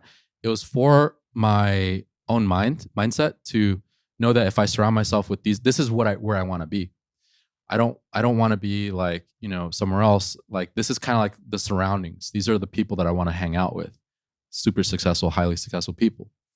And so that's kind of like why I did it, is for that reason. Not the connections, but the mindset upgrade. By hanging around these people, you just imbue yourself with it. You pick it up subconsciously. It's kind of like the reason why you want to fly first class or business class is like once you've done that, you don't ever want to go to economy again. You want to have a certain standard of level of working and making money to this standard. So I always want to be at this standard of level of making money. I don't want to go and revert back. So kind of like my friend Chun, he's super successful, tens of millions in real estate, whatever. He's super successful, right? But his thing was he never wanted to go back working in a restaurant. So a lot of entrepreneurs, you find the same way. You don't want to find yourself doing this again. You don't want to find yourself doing this or whatever job or whatever it may be, right? So you'll find a lot of entrepreneurs say the same thing. For me, I want to always surround myself with the right mindset people, and talking to some people at that Arnold event as well helped me improve my thinking and where I should be thinking. I shouldn't be thinking millions. I should be thinking hundreds of millions. I should be thinking Mhm. billions. So in a way, it's like they're upgrading their standards where a million is not acceptable for them. Exactly. Where it's even embarrassing if you say you're only doing 1 or 2 million a year. Right. It's like changing your character to where 100 million feels normal Right. and you can receive it. Exactly. So that's the kind of level that you want to work at. Because if you're surrounding yourself with the millions and, oh yeah, I make 2 million a year, 4 million a year, for the 100 millionaires, it sounds embarrassing. Mm-hmm.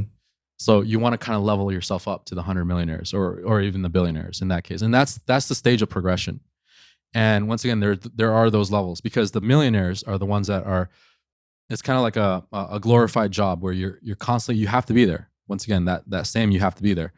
But when you start leveling up to the next level, it's when you don't have to be there and your business is growing by itself and you're just optimizing it. And that's what I've seen, the kind of the traits of like these tens and hundreds of millionaires are doing, is that they have business that they don't have to be there. Do you believe in any sort of manifestation or woo-woo concepts? Well, Because Think and Grow Rich, in a way, is like you're visualizing something and it manifests through you, through your action, through your ideas. So do you have you read any other books around manifestation or vision boards, bringing things into being through affirmation, maybe? I mean, Think and Grow Rich is probably the biggest affirmation.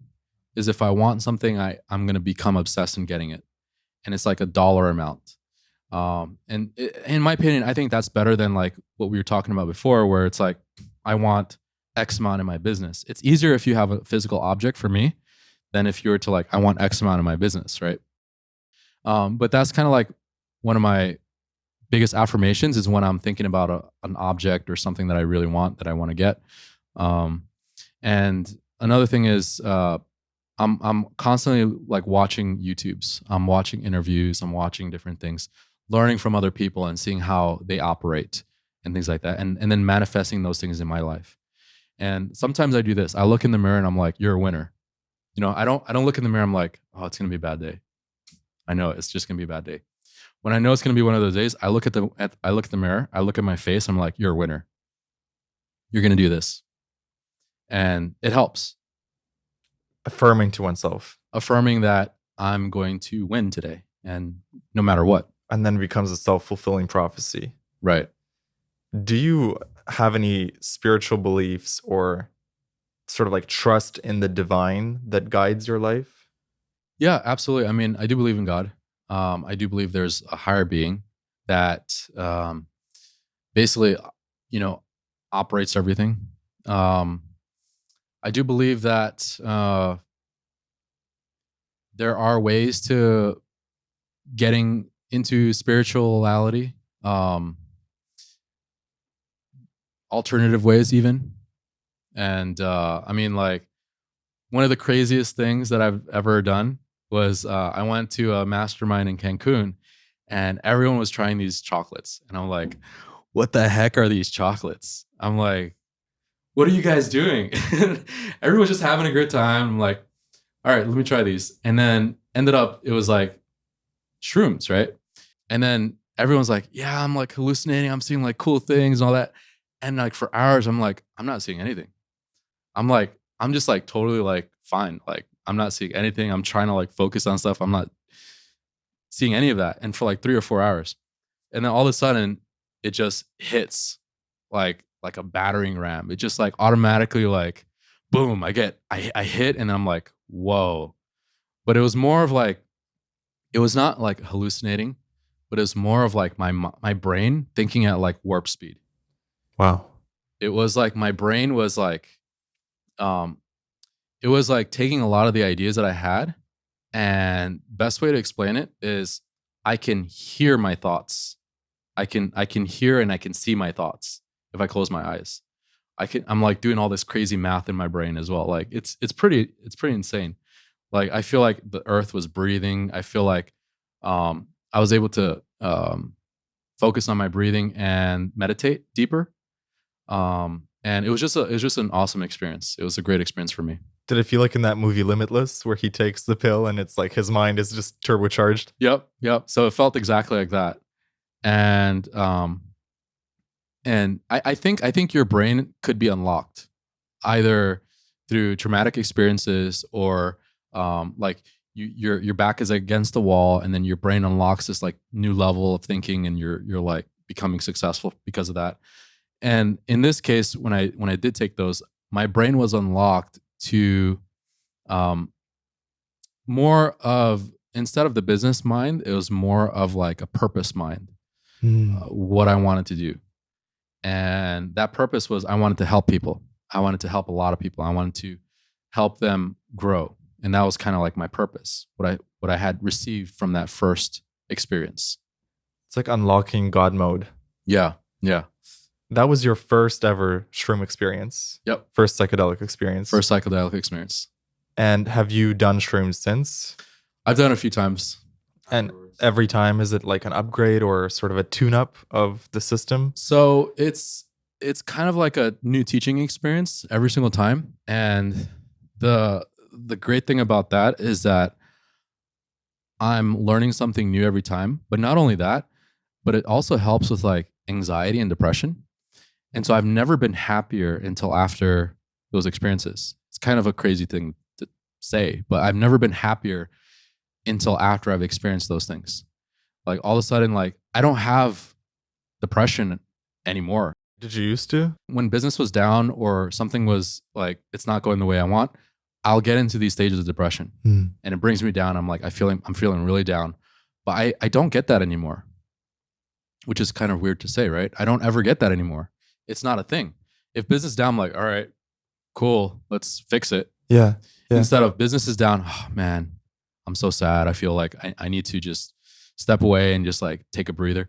It's not that way anymore. So it's kind of like a different experience for me. It feels like shrooms emotionally regulate us so that things don't bring us down so deep so fast. And we're able to bounce back.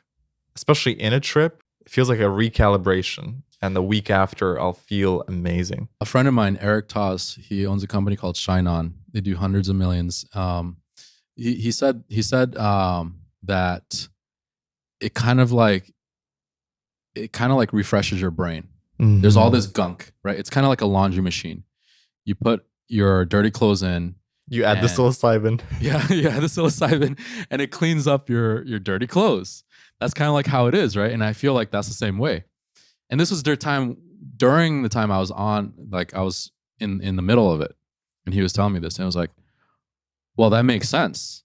And he's like, I think it makes you smarter, and I think it does, because obviously when you look at the diagram of a brain, a regular brain is connected in many different ways. But if when on psilocybin, your brain is connected, like there's more connections. There's connections that you've never thought about. There's things that everyone's like shaking hands with each other in your brain. That's kind of like how I feel. There's new connections in there that I've never thought about, and it's it's invigorating. It feels great. It feels like, it's like an entrepreneur that like, for me, my brain is like my tool. It's like my weapon of choice, right? And it's kind of like it just hyper drove my brain into like a new advanced technology. Has it made you more spiritual? I would say more connected, More connected? more connected to the world. Because what I did notice my first trip was that I felt like everyone was connected. We're all like, in a way, like we could even be like telekinetically connected somehow. Like our brains, and like we can think the same. Like the world moves in the same direction. There was this study done where they took a group of people and they said, okay, see how many faces you can see in this picture. And the first group said, oh, I see like 10 or something like that. And then you can Google it. It's this crazy study. And then they took that picture, they brought it to like different parts of the world. And first they showed it on TV in the UK. And they were like, okay, these are all the faces, right? And then just to show it. And then the other side of the world, they had another group of people during the time that the airing was shown, and they asked these guys, okay, how many faces can you see? They were able to see more faces because all the faces were now revealed in the other side of the world, in the UK. So I feel like, I don't know, I feel like there's some sort of like connection to all of us in the world. And I feel like, even nature and earth, there's like a connection to that as well, that shrooms has opened my eyes to. It feels like maybe in that experiment, it's like they upload their data to the consciousness, the global consciousness. Right. And so the people in Australia can receive that Right. knowledge intuitively. Right. Somehow, something like that. It's definitely, yeah, shrooms have definitely made me think that we are all connected, and something about our consciousness, there's not really any division. And a lot of spiritual texts talk about this too, where even there's no division between the table and you, the chair you're sitting on, that at some macro level, it's actually all one consciousness. And we're just projecting out and living in this 3D hologram for our own entertainment. Right. I've been looking into that stuff too. Like, are we living in a hologram? Are we living in a virtual reality? What do you think? What do you think is the true nature of reality?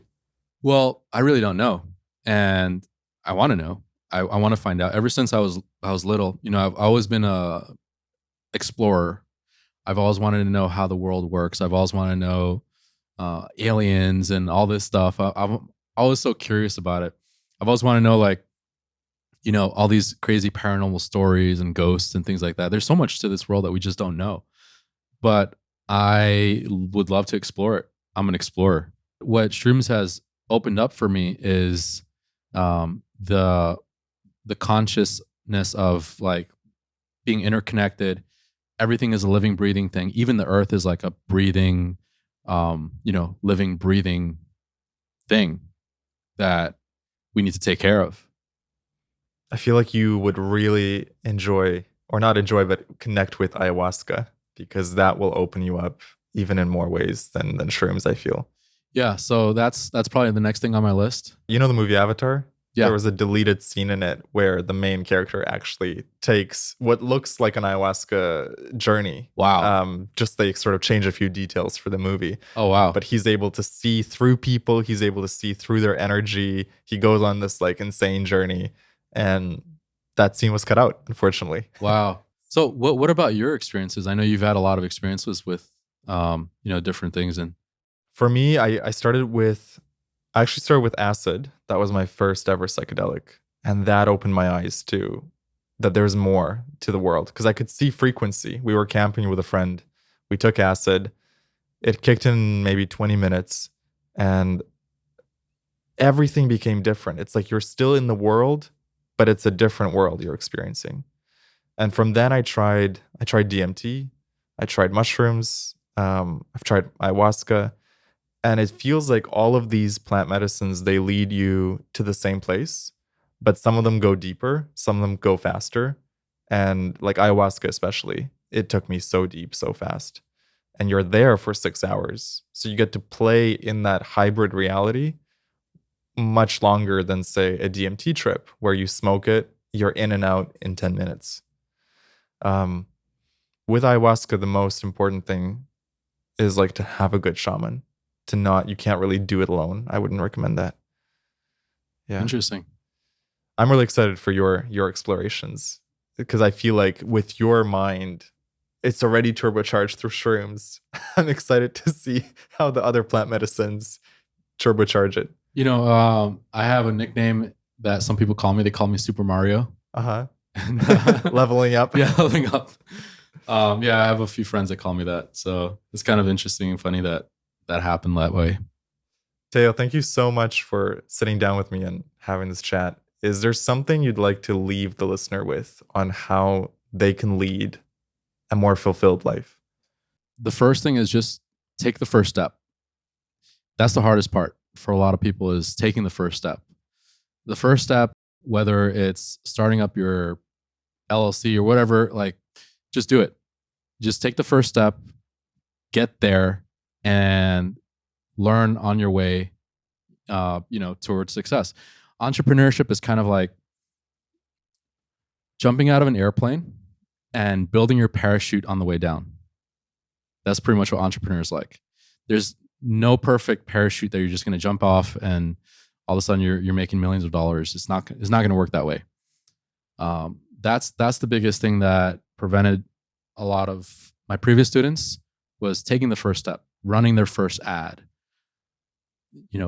finding their first product, whatever it may be. Because, this product is this product is that, this product might be better, this product might be worse, whatever. Take the first step, try it out, try the first thing, and then evaluate from there. So first is realize that you can do it. Second, validate that it works, whatever you did worked. And if not, then keep finding something that will work. And then the third step is systemize it with managers and with people that can help you, and hire the right people. Do you know why there's that fear of taking the first step and that maybe perfectionism getting in the way? It's fear of like going into the unknown. It's kind of like one of the deepest human fears, probably. Exactly. Like when we first, do something, explore a new world, explore new territory. It's that fear. But when you get rid of that fear, you just do it. Just go and do it. Just jump in. But if you get rid of that fear, you can do anything, because it's kind of like that movie Yes Man. Oh, I love that movie. Yeah, where he says yes to everything. Try that. Say yes to everything. But in this case, in business, right? Could I run this product? Can I sell this service? Yes. Just do it. Just go and find it and do it and sell it, and then figure out all the weeds and thorns later on. Figure all that stuff out later. But the first step is just taking that first step, and it's the hardest step. Are there movies you recommend for inspiration, like Yes Man? I really like the one with Will Smith, the one as he's a stockbroker. Do you remember that one?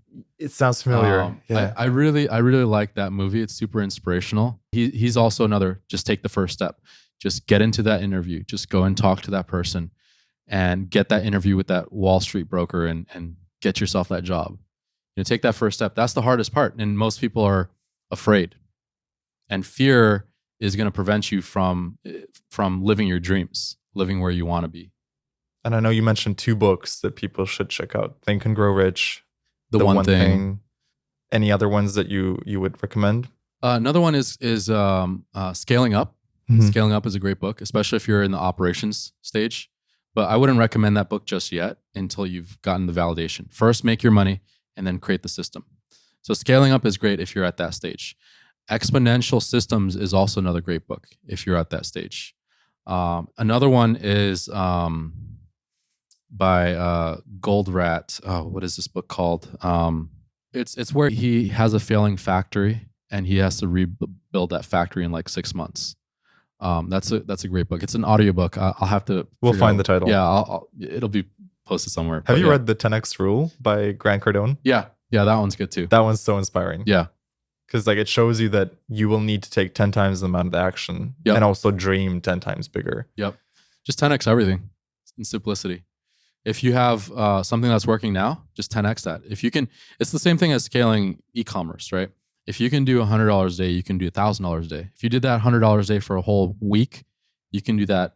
You can do $200 a day. You can do $1,000 a day, up until you hit market share. So it's the same thing. You just find out what you're doing right now, multiply that effort by 10 times. And that's what we do as well in our business as well. The hardest part is going to be logistics. Once again, it's like finding the right people. It's finding the right systems for that and managing. Is that what the biggest companies on earth, is that what they're truly the best at, is the logistics part, getting to that scale? I find out that those type of companies hire the right people that have the experience doing it.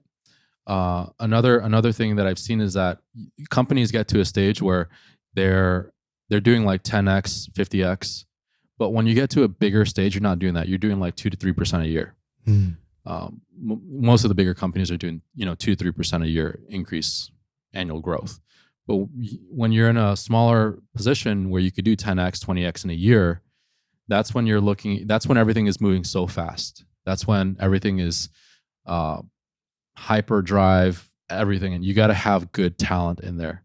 You can't just have someone that doesn't have the experience to running that type of operation, jump in and then expect to run it at that level. You got to have different types of people in there. So what I've learned in Vistage is that the people that got you from point A to B are not going to be the same people that got you from B to C or C to D. So it might be different people. You have to keep upgrading, or they have to upgrade their skills. Right. Grow with you. Grow with you. Exactly. Teo, where can people find you? So they could just find me on, I have a YouTube channel as well. It's Teo Vanyo. And also just on stealthagents.com. That's our main website. So if they need a team, if they need a virtual assistant, they can come to you. They can just go to us and hit us up on our contact page or our chat. We're always there. So yeah. Awesome. Teo, thank you so much. It's been a pleasure. You got it, James. Thank you so much for having me. You've been listening to the James Zander Trip.